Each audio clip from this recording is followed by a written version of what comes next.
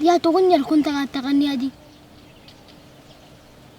الأغنية بتقول زول يحب الشجر.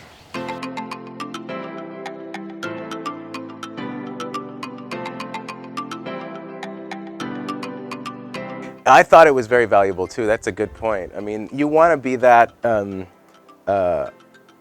specific when it comes to those details as a director. I mean, every choice matters, from what they're wearing to what they say to. So it's important.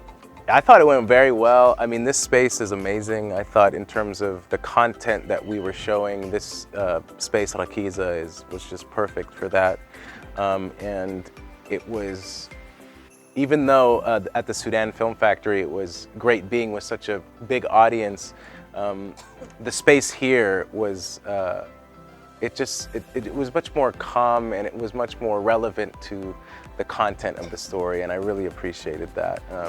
And I'm glad that all the people that couldn't make it on Friday were here, and that they had an opportunity to see the film.